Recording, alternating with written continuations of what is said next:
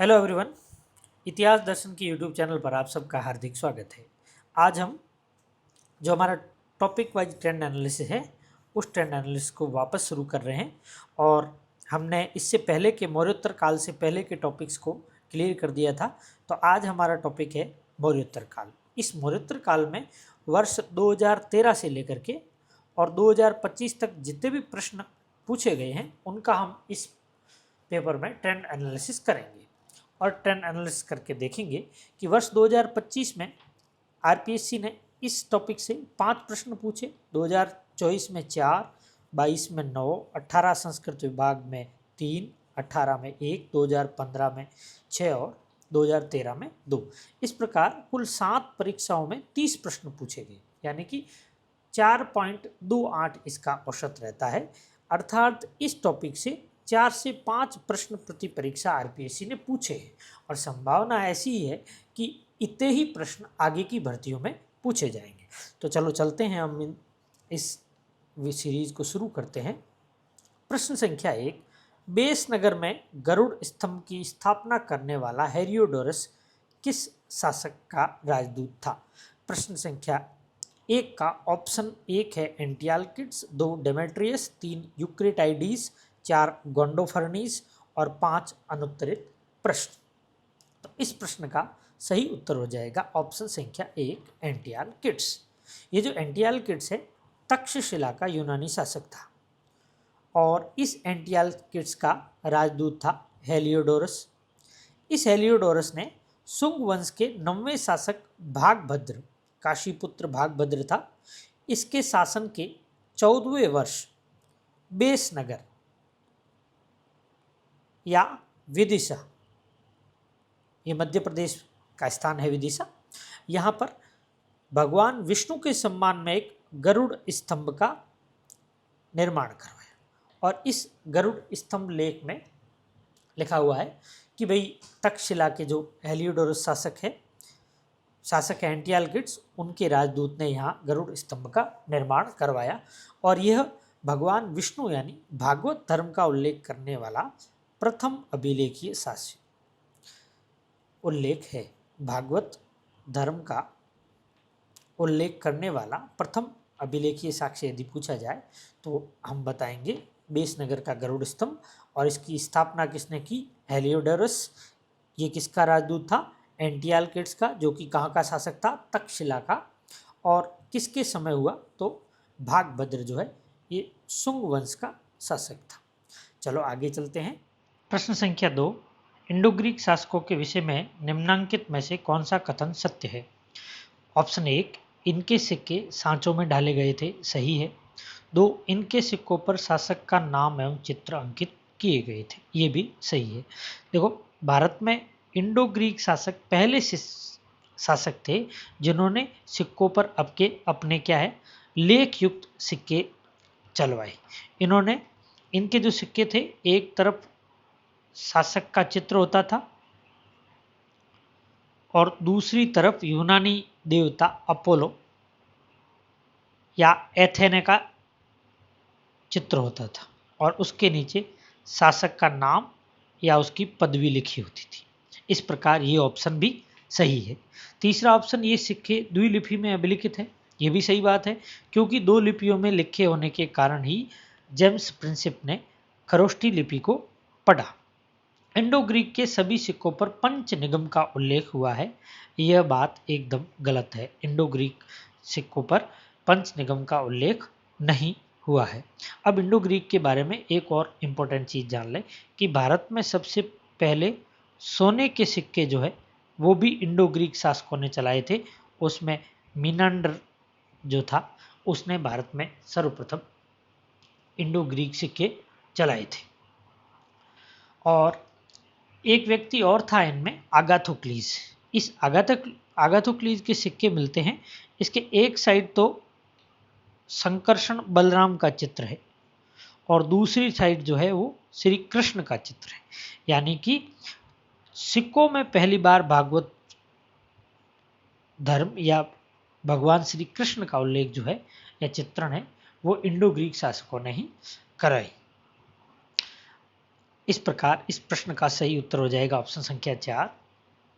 प्रश्न संख्या 3, निम्नांकित व्यवसायों को उनके कहे जाने वाले नाम से सुमेलित कीजिए। तो व्यवसाय और उनको क्या कहते थे? तो भट्टी में जो धातु गलाने वाला होता था वो ध्यता कहलाता था। मृदभांड का निर्माता जो है कुलाल या कुम्हार होता था, ठीक है। और नाई को वाप्त्र कहते थे और जुलाहा वाय कहलाता था। इस प्रकार इस प्रश्न का सही उत्तर हो जाएगा ऑप्शन संख्या 3। आगे चलते हैं। प्रश्न संख्या 4, अजमेर क्षेत्र से किस सक्षत्रप के सिक्के प्राप्त हुए हैं? तो ऑप्शन संख्या 1, रुद्रदामन, नहपान, चष्टन, मावेज। तो इस प्रश्न का सही उत्तर हो जाएगा ऑप्शन संख्या 2, नहपान एक शहरात वंश का प्रतापी शासक था और इसके सिक्के अजमेर से प्राप्त होते हैं। पेरिप्लस जो है इस नहपान को मेंबरस कहता है, मेंबरस, ठीक है। आगे चलते हैं। प्रश्न संख्या 5, निम्न में से कौन सा युग्म जो है वो सही सुमेलित नहीं है? ग्वांदो फर्नीज पहलव शासक था, एकदम सही बात है। पहलवों का सबसे प्रतापी जो शासक था वो ग्वांदो फर्नीज ही था। इस ग्वांदो फर्नीज का एक अभिलेख मिलता है, तख्त ए बही अभिलेख, तख्त ए बही अभिलेख। ये पाकिस्तान के पेशावर से मिलता है और इस अभिलेख में भारत में ईसाई प्रचारकों के आने का प्रथम अभिलेखीय साक्ष्य है। यानी सेंट थॉमस के एक ईसाई प्रचारक था, उसके भारत आने की जानकारी इसमें दी गई। और ये सेंट थॉमस बाद में जो तमिलनाडु में एक स्थान है मेलापुर, यहाँ इसकी मृत्यु हो गई थी। और इस तख्ते बही अभिलेख जो है ये खरोष्टी भाषा में लिखा गया है और इसमें ग्वांदो फर्नीज का एक और नाम गुदहवर भी है। आगे चलते हैं। दूसरा ऑप्शन है देवभूति सुंग शासक, एकदम सही है। ये सुंग वंश का अंतिम शासक था। और नीचे जो ऑप्शन में दिया गया है वासुदेव कण्व, इसने इस देवभूति की हत्या करके कण्व वंश की क्या कर दी थी? स्थापना। और आगे लिखा हुआ है आंध्रक पश्चिमी क्षत्रप नहीं था, आंध्रक सुंग वंश का शासक था। किस वंश का था? सुंग वंश के शासक अग्निमित्र के जस्ट बाद आंध्रक शासक बना था। और एक अभिलेख है कौशाम्बी, उस अभिलेख में इस आंध्रक का जिक्र भी मिलता है। आगे चलते हैं। प्रश्न संख्या 6, अयोध्या अभिलेख में पुष्यमित्र सुंग के लिए किस विरुद्ध का प्रयोग किया गया? अपराजित विजय पताकः नहीं, द्विरश्वमेध याजी, त्रिसमुद्रो तोयपीतवाहनस्य शक यवन पहलव निषदनस। इस प्रश्न का सही उत्तर है ऑप्शन संख्या 2। पुष्यमित्र सुंग की चौथी पीढ़ी में एक व्यक्ति हुआ जिसका नाम था धनदेव और ये धनदेव अयोध्या यानी साकेत का राज्यपाल था और इसने एक अभिलेख लिखवाया, अयोध्या अभिलेख। इस अयोध्या अभिलेख में कहा गया कि पुष्यमित्र सिंह ने 2 अश्वमेघ यज्ञों का आयोजन किया गया और इसके जो पुरोहित थे वो थे पातंजलि, जो कि गोनर्द निवासी थे। और इन 2 अश्वमेघ यज्ञ करने के कारण ही द्विर अश्वमेध यानी 2 अश्वमेध याजी यानी अश्वमेध यज्ञों को करने वाला। इस प्रकार इस प्रश्न का सही उत्तर हो गया ऑप्शन संख्या 6। ऑप्शन संख्या 2। प्रश्न 7 है, वासुदेव के सम्मान में विदिशा में गरुड़ स्तंभ का निर्माण किसने करवाया? ये पहले प्रश्न में हमने पढ़ लिया, हेलियोडोरस ने। आगे चलते हैं। प्रश्न संख्या 8, मौर्योत्तर काल में किस प्रकार के विवाह को अवैध माना जाता है? ऑप्शन संख्या 1, ब्रह्म। ये जो ब्रह्म विवाह है इसमें विद्यावान, शीलवान और गुणी व्यक्ति के साथ एक पिता अपनी पुत्री का विवाह करता है और उसको धन और वस्त्र आदि दे करके विदा करता है। तो ये अच्छा विवाह था, इसको अवैध नहीं माना गया। इसके बाद एक विवाह होता है प्राजापत्य। ये जो प्राजापत्य विवाह है इसमें पिता, वधू का पिता कहता है कि तुम दोनों धर्म के साथ आचरण करो और ये कह करके दोनों की शादी करवा देते हैं। तो ये भी एक अच्छा यानी वैध विवाह था। तीसरा विवाह होता है आर्स। इस आर्स में वधू का पिता एक जोड़ी बैल और एक जोड़ी गाय या फिर 2 जोड़ी बैल या 2 जोड़ी गाय लेकर के उसके बदले में और क्या करता है, अपनी पुत्री का विवाह करता है, तो इस विवाह को आर्ष कहा गया है और ये विवाह भी वैध विवाह माना गया है। आगे है गांधर्व। ये प्रश्न है सही का, प्रश्न का सही उत्तर है, क्योंकि गांधर्व विवाह एक प्रेम विवाह था जिसमें लड़का लड़की दोनों अपनी मर्जी से शादी करते थे। इस विवाह को अवैध विवाह के रूप में जाना गया है।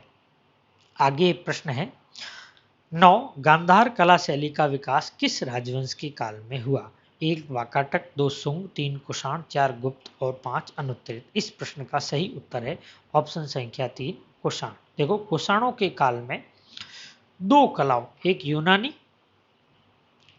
और एक भारतीय, इन दोनों कलाओं के मिश्रण से एक नई कला शैली निकली जिसको गांधार कला शैली कहा गया। गांधार, बामियान और अफगानिस्तान का क्षेत्र जो है इसका प्रमुख केंद्र था और गांधार मुख्य केंद्र होने के कारण इसका नाम गांधार कला शैली पड़ा। इस गांधार शैली में काले स्लेटी रंग के पत्थर का प्रयोग किया गया। किस पत्थर का? काले स्लेटी रंग का पत्थर। इसमें भगवान बुद्ध और बोधिसत्व की मूर्तियां बनाई गई। भगवान बुद्ध के घुंघराले बाल, उनको चप्पल पहनाए हुए और भगवान बुद्ध के मुंह पर मूछ भी इसी चित्रशैली में दिखाई गई। और इस चित्रशैली में जो मूर्ति जो होती थी उसके जो कपड़े होते थे वो पारदर्शी होते थे। ऐसा लगता है जैसे ये नग्न व्यक्ति बैठा है, इसलिए इसको नग्न शैली भी कहा जाता है। इस प्रकार इस प्रश्न का सही उत्तर हो गया ऑप्शन संख्या 3। आगे चलते हैं 10 निम्न में से किस शासक ने अप्रतिहत चक्र की उपाधि धारण की थी? ऑप्शन संख्या 1 सिमुक, 2 सातकर्णी, 3 गौतमी पुत्र सातकर्णी, 4 यज्ञश्री सातकर्णी। तो इस प्रश्न का सही उत्तर हो जाएगा ऑप्शन संख्या 2 सातकर्णी प्रथम। देखो सातकर्णी प्रथम जो है इसने ये सातवान वंश का प्रथम प्रतापी शासक था। इसने 2 राजसूय यज्ञ, 2 अश्वमेघ यज्ञ करवाए, 2 अश्वमेघ और 1 राजसूय यज्ञ करवाया। इसने 3 प्रमुख उपाधियां धारण की। पहली तो थी अप्रतिहत चक्र, दूसरी दक्षिणापथपति और इसकी एक अन्य उपाधि थी प्रतिष्ठानपति। यानी ये सातवानों का पहला शासक था जिसने प्रतिष्ठान को अपनी राजधानी बनाया और प्रतिष्ठानपति की उपाधि धारण की।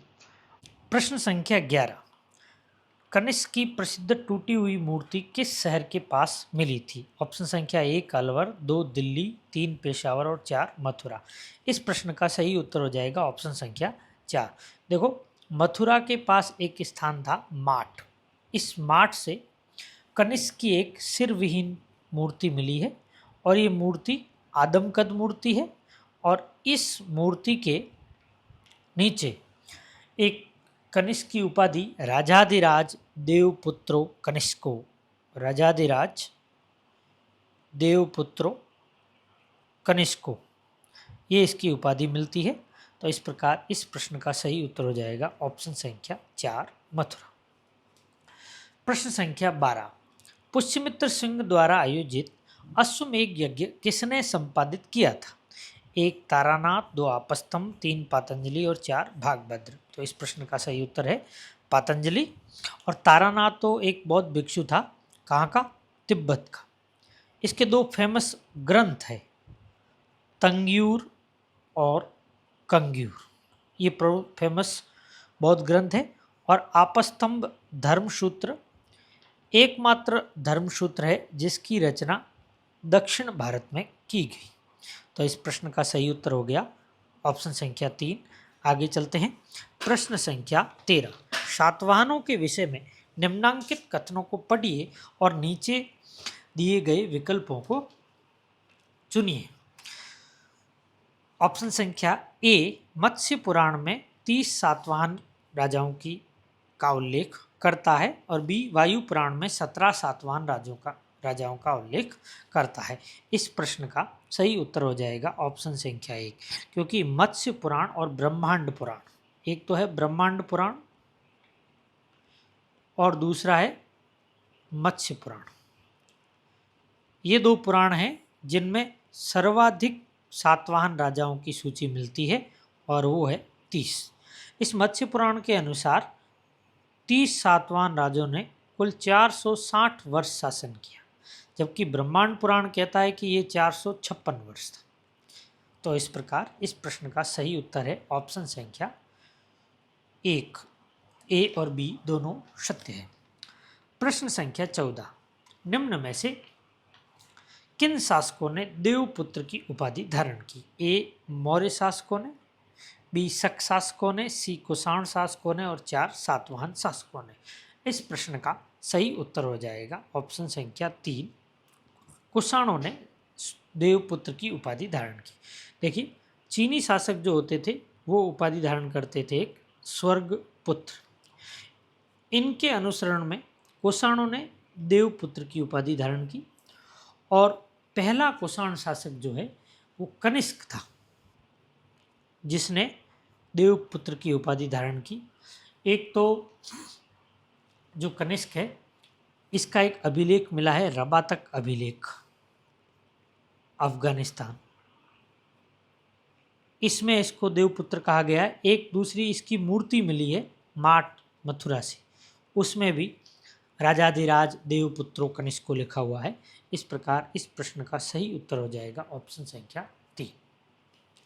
प्रश्न संख्या 15, निम्न में से जोगलथम्बी मुद्रा संचय का संबंध किस राजवंश से है? 1, मौर्य, 2, सुंग, 3, सातवाहन, और 4, गुप्त। इस प्रश्न का सही उत्तर है ऑप्शन संख्या 3, सातवाहन। देखिए, जोगलथम्बी महाराष्ट्र में एक स्थान है। इस महाराष्ट्र में स्थान से एक मुद्रा भांड मिला है जिसमें 13,250 सिक्के मिले हैं। ये सिक्के पहले शक शासक नहपान के थे, और क्या हुआ कि एक सातवाहन शासक था गौतमी पुत्र सातकर्णी। इस गौतमी पुत्र सातकर्णी ने नहपान को हराकर इन 13,250 सिक्कों में से 9,270 सिक्कों को पुनः अंकित करवाया, यानी इन सिक्कों के ऊपर पुनः अंकित खुद का अंकन करवाया। इस प्रकार गौतमी पुत्र सातकर्णी सातवाहन शासक था, इसलिए सातवाहनों की जानकारी मिलती है। इसी मुद्रा संचय से नहपान पर सातवाहन शासक की विजय की जानकारी मिलती है। और नागनिका के नानाघाट अभिलेख में भी लिखा है कि गौतमी पुत्र सातकर्णी ने इस पे आक्रमण किया, किंतु निकट संबंधी होने के कारण छोड़ दिया। आगे चलते हैं। प्रश्न संख्या 16, निम्नलिखित में से किसका संबंध बैम्बिक वंश से है? 1, अग्निमित्र, बी, रुद्रदामन, 3, कनिष्क, और 4, गौतमी पुत्र सातकर्णी। तो इस प्रश्न का उत्तर हो जाएगा ऑप्शन संख्या 1, अग्निमित्र। मालविका अग्निमित्र में पुष्यमित्र सुंग के समय हुए यवन आक्रमण का उल्लेख मिलता है, और इसके अलावा कालिदास ने इस ग्रंथ में ही अग्निमित्र को बैम्बिक वंशीय बताया है। अग्निमित्र को कैसा वंश बताया है? बैम्बिक। किसमें? मालविका अग्निमित्रम में। ये मालविका और अग्निमित्र की प्रेम कहानी है, और इसकी रचना कालिदास ने की थी। प्रश्न संख्या 17, निम्नलिखित में से कौन सा कथन रुद्रदामन के बारे में सही है? पहला कथन वह शहरात वंश का था। यह कथन एकदम गलत है, क्योंकि रुद्रदामन जो है वो शकों की कार्दमक शाखा का शासक था। कार्दमक या इनको चष्टन कहते हैं। ये शहरात वंश का नहीं था। शहरात वंश का जो था वो नहपान था। ठीक है, आगे चलते हैं। वह एक सातवाहन शासक से परास्त हुआ था। सही है, वह सातवाहन शासक गौतमी पुत्र सातकर्णी से पराजित हुआ था। ठीक है, ये दूसरा भी सही है। जूनागढ़ अभिलेखानुसार उसने महाक्षत्रप की उपाधि धारण की थी, ये भी सही है। जूनागढ़ जो अभिलेख है इसमें उसने खुद को महाक्षत्रप कहा है। चौथा कथन है जूनागढ़ अभिलेख प्राकृत भाषा में था। यह बात एकदम गलत है, क्योंकि ये जो जूनागढ़ अभिलेख था वो संस्कृत भाषा का, शुद्ध संस्कृत भाषा का प्रथम अभिलेख था। इसलिए इस प्रश्न का सही उत्तर हो जाएगा ऑप्शन संख्या 4। आगे चलते हैं, प्रश्न संख्या 18। सुदर्शन झील की मरम्मत रुद्रदामन ने किसकी देखरेख में करवाई? ऑप्शन संख्या 1 तो सास, 2 आर्यमन, 3 सुविशाख और 4 गणेंद्र। इस प्रश्न का सही उत्तर है ऑप्शन संख्या 3 सुविशाख। यानी शक शासक रुद्रदामन का जो गवर्नर था उसका नाम था सुविशाख। शुद्ध इसका एक अभिलेख है जिसका नाम है जूनागढ़ अभिलेख। ये जूनागढ़ अभिलेख संस्कृत, विशुद्ध संस्कृत भाषा में लिखा गया पहला अभिलेख है, और ये गद्य पद्य की चंपू शैली यानी पद्य में लिखा गया भी पहला अभिलेख है। इस अभिलेख में लिखा गया कि महाक्षत्रप रुद्रदामन के समय सुदर्शन झील की मरम्मत उसके प्रांतीय राज्यपाल सुविशाख ने बिना किसी बेगार के कराई। यानी विष्टि या बेगार का उल्लेख करने वाला अभिलेखीय साक्ष्य कौन सा है? तो वो है शासक रुद्रदामन का जूनागढ़ अभिलेख। और ये जूनागढ़ अभिलेख भगवान विष्णु की स्तुति से शुरू होता है। जूनागढ़ वर्तमान में गुजरात में है। तो आगे चलते हैं, प्रश्न संख्या 19। सातवाहन शासक जिसने अप्रतिहत दक्षिणापथपति की उपाधि धारण की, ये हमने पहले पढ़ लिया है। इसका उत्तर है ऑप्शन संख्या 1 सातकर्णी प्रथम। और इसने सिरी की उपाधि भी धारण की थी, और सिरी की उपाधि धारण करने वाला पहला जो शासक था वो ये सातवाहन शासक था। आगे चलते हैं, प्रश्न संख्या 20। शुंग काल में यूनानी आक्रमण का उल्लेख निम्न में से किस ग्रंथों में है? मालविकाग्निमित्रम, 2 गार्गी संहिता और 3 महाभाष्य। इस प्रश्न का सही उत्तर है ऑप्शन संख्या 4। यानी ये कालिदास की रचना है। इसमें लिखा गया है कि पुष्यमित्र शुंग ने अश्वमेघ यज्ञ किया, और इसके अश्वमेघ यज्ञों के घोड़े को साकेत के यवनों ने पकड़ लिया। तो फिर इस मालविकाग्नि पुष्यमित्र शुंग के पुत्र अग्निमित्र ने उन यवनों को पराजित कर उस घोड़े को छुड़ाया। दूसरा है महाभाष्य, ये पतंजलि ने लिखा। इसमें भी यवन आक्रमण का उल्लेख है। और गार्गी पुराण का एक खंड है युग पुराण खंड। इस युग पुराण खंड में पुष्यमित्र शुंग के समय हुए यूनानी आक्रमण का उल्लेख मिलता है। तो इस प्रश्न का सही उत्तर है ऑप्शन संख्या 4 A, B, C, तीनों ही सही है। आगे चलते हैं, प्रश्न संख्या 21। निम्नलिखित केंद्रों में से कौन सा शुंग कला का केंद्र नहीं था? 1 वल्लभी, 2 बोधगया, 3 सांची और 4 भरूच। तो इस प्रश्न का सही उत्तर हो जाएगा A वल्लभी। वल्लभी गुजरात में स्थित है, और यहाँ देवर्धिगण श्रमाश्रमण के नेतृत्व में द्वितीय बौद्ध संगीति का आयोजन हुआ था। अब देखिए, बोध गया जो है ये बिहार में है, ये शुंग कला का केंद्र था। दूसरा है सांची, सांची मध्य प्रदेश में है। सांची का स्तूप जो है इसके पूर्वी द्वार है।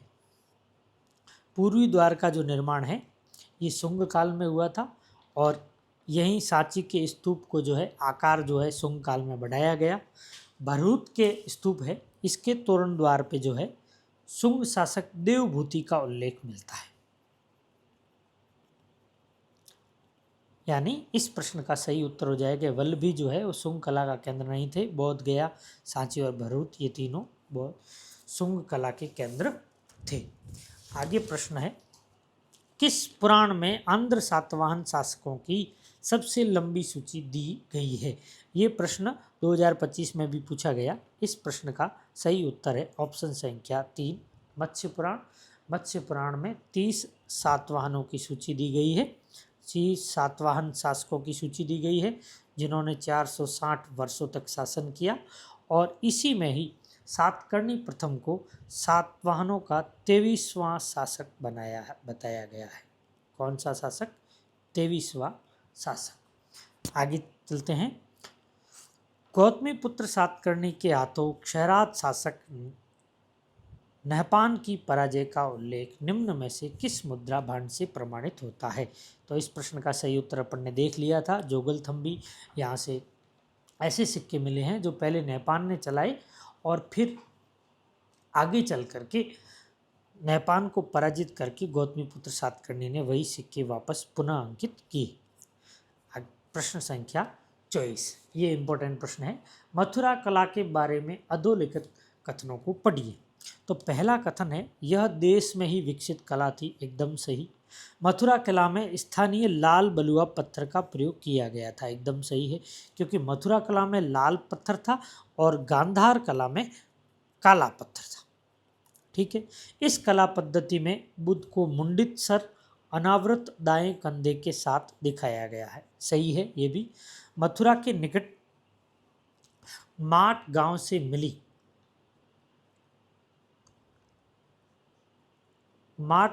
मिली शक शासकों की मूर्तियां भी मथुरा कला का उत्कृष्ट नमूना है। तो इस प्रश्न का सही उत्तर ये हो जाएगा, क्योंकि माट से शक शासकों की नहीं, कुषाण शासकों की मूर्तियां मिली है। किसकी मूर्तियां मिली है? कुषाण शासकों की। ठीक है। ये कुषाण शासक कनिष्क का सरविहीन जो मूर्ति मिली है वो मिली है। इस कारण इस प्रश्न का सही उत्तर दे जाएगा ऑप्शन संख्या 2, 1, 2 और 3। ये इस प्रश्न का सही उत्तर है। आगे चलते हैं। प्रश्न संख्या 25, मौर्योत्तर काल आर्थिक विकास एवं समृद्धि का काल था। निम्नलिखित में से किस समकालीन स्रोत में लगभग 75 व्यवसायों का उल्लेख मिलता है? ऑप्शन संख्या 1 दिव्यावदान, 2 महाभाष्य, 3 मिलिंद पन्नो और 4 गार्गी संहिता। तो इस प्रश्न का सही उत्तर है मिलिंद पन्नो। मिलिंद पन्नो में मीनांडर और बौद्ध भिक्षु नागसेन के बीच दार्शनिक वार्तालाप का चित्रण है, और इसमें 75 प्रकार के व्यवसायों तथा 60 प्रकार के शिल्पों का उल्लेख मिलता है। 75 प्रकार के व्यवसाय और 60 प्रकार के शिल्प का उल्लेख मिलता है। इसके अलावा एक ग्रंथ और है, दीघ निकाय। इस दीघ निकाय में 36 प्रकार के व्यवसायों का उल्लेख मिलता है। तो प्रश्न आ जाए 36 प्रकार के व्यवसाय, तो आप लिखेंगे दीघ निकाय, और 75 प्रकार के व्यवसाय तो मिलिंद पन्नो, 60 प्रकार के शिल्प भी मिलिंद पन्नो से संबंधित है। आगे चलते हैं। प्रश्न संख्या 26, निम्नलिखित में से कौन सा बौद्ध स्मारक धरणी कोट का महाचैत्य भी कहलाता है? ए भट्टी प्रोलु स्तूप, 2 अमरावती स्तूप, 3 नागार्जुन कोंडा स्तूप और 4 जगैयापेट स्तूप। तो इस प्रश्न का सही उत्तर हो जाएगा ऑप्शन संख्या 2 अमरावती स्तूप। देखो, ये जो अमरावती स्तूप है ये भारत का सबसे बड़ा स्तूप है। भारत का सबसे बड़ा स्तूप जो है वो अमरावती स्तूप है। दूसरा, इस अमरावती स्तूप में जो है इसकी खोज 1797 में कर्नल मैकेंजी द्वारा की गई। इस स्तूप पर राजकुमार अनाथ पिंडक जो है,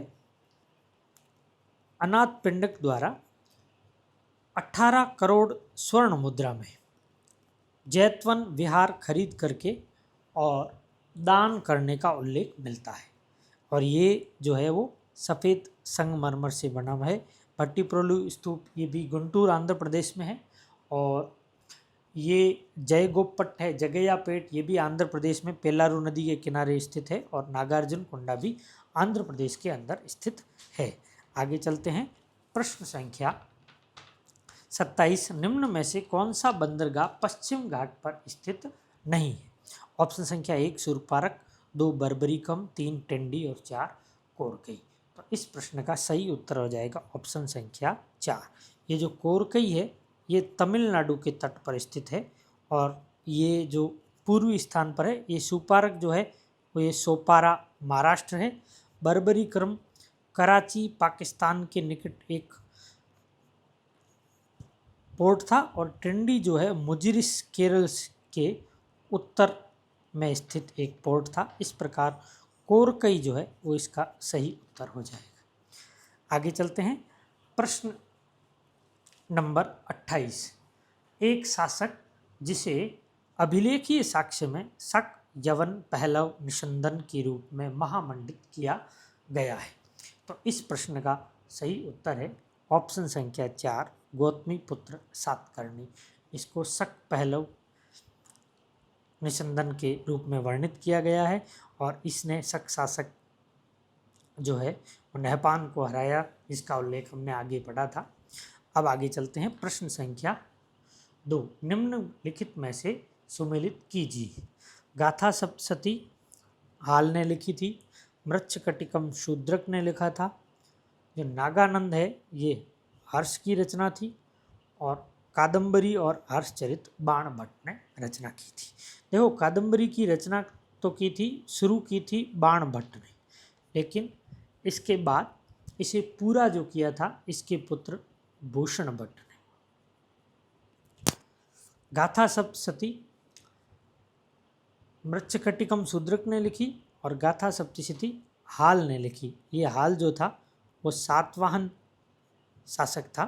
ये सप्तशती का अर्थ होता है सतसई, यानी 700, और इसी को आधार बनाकर आगे चलकर हिंदी के महत्वपूर्ण कवि बिहारी ने सतसई लिखी। तो इस प्रश्न का सही उत्तर हो जाएगा ऑप्शन संख्या 4। आगे चलते हैं। प्रश्न संख्या 30। पतंजलि किस सुंग शासक का पुरोहित था? ऑप्शन संख्या 2, पुष्यमित्र सुंग।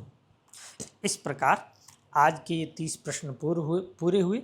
आशा है आपको पसंद आए होंगे और इसी तरह के ट्रेंड एनालिसिस के प्रश्न आगे पाते रहने के लिए हमारे इस YouTube चैनल इतिहास दर्शन को सब्सक्राइब कीजिएगा।